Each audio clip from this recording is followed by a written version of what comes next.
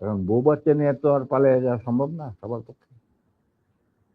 কিন্তু আমি ছিলাম তখন ব্যাচেলার। আমার সাথে যে দুজন সাহসী সহযোদ্ধা চলে আসে আমার ডাকে, তারা ছিলেন কর্নেল নূর চৌধুরী, তখন অবশ্য লেফটেন্যান্ট নূর চৌধুরী, আর লেফটেন্যান্ট মতিউর রহমান, পরে দুজনই কর্নেল এবং রাষ্ট্রপতি, একজন মানে নূর রাষ্ট্রপতি। আমরা চলে আসি, এসে মুক্তিযুদ্ধে জয়েন করি। তো আমরা তিনজনই ছিলাম স্পেশালাইজড অফিসার।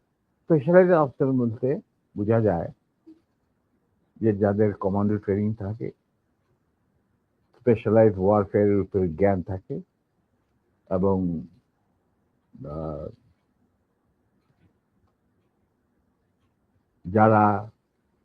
যাদের ইন্টেলিজেন্স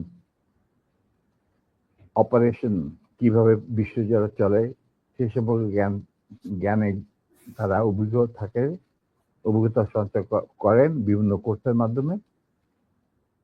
তা আমরা ছিলাম তিনজনই সেই ধরনের অফিসার। তাই আমরা জীবনের ঝুঁকি নিয়ে আল্লাহর নাম নিয়ে বেরিয়ে পড়ি এবং অতি সহজেই দিল্লি পর্যন্ত পৌঁছে। এবং সেখানে আমাদেরকে রিসিভ করা হয় সাউথ ব্লকে, মানে প্রাইম মিনিস্টারের অফিসে শ্রীমতী ইন্দিরা গান্ধী, র প্রধান founding father general Uban Singh, DP Dhar মুখ্য সচিব প্রাইম মিনিস্টারের and in charge of Bangladesh affair, এনারা আমাদেরকে রিসিভ করে। তারপর অনেক আলাপ আলোচনা, কিছুদিন ট্রেনিং, ব্রিফিং, পরে আমাদেরকে মুজিবনগর সরকারের কাছে হ্যান্ড ওভার করে দেওয়া হয় এবং আমাদেরকে দিল্লি থেকে নিয়ে আসার জন্য general Usmani, commander in chief মুক্তি ফৌজ, জনাব Tajuddin, prime minister of the provisional government, 7 দফা চুক্তি করার পর, আর ফরেন মিনিস্টার খন্দকার মুশতাক আহমদ, যিনি আমার বাবার ক্লাসমেট, তারা আসেন দিল্লিতে। এসে তাদেরকে ফর্মালি আমাদেরকে হ্যান্ড ওভার করে দেওয়া হয়।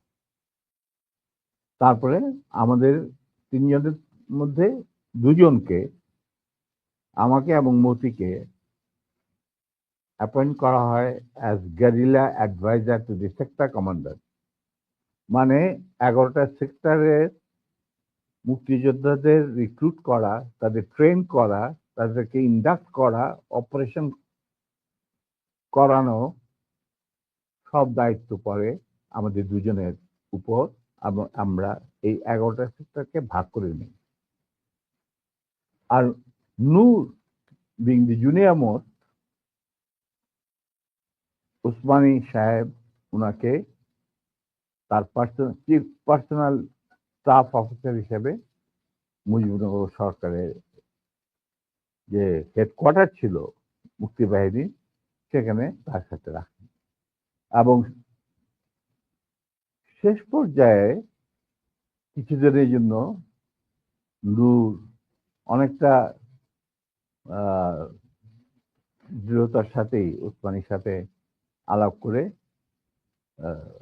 সাউথ বেঙ্গলে চলে যায় এবং মুক্তিযুদ্ধে সক্রিয়ভাবে অংশগ্রহণ করে।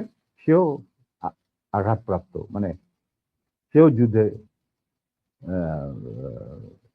ইনজিওর্ড হয় একটা অপারেশনে, এবং তাকে বীর বিক্রম খেতাব দেওয়া হয়। আর আমি যুদ্ধের সময় 3-4 বার আহত হয়েছি। তার একটা নিদর্শন আমার দেখো, হাতের অবস্থা এখানে সেখানে সবকিছু অর্ধেক বোধ হয় আর্টিফিশিয়ালি ক্রিয়েটেড, রিক্রিয়েটেড, যেটাকে প্লাস্টিক সার্জারি বলা হয়।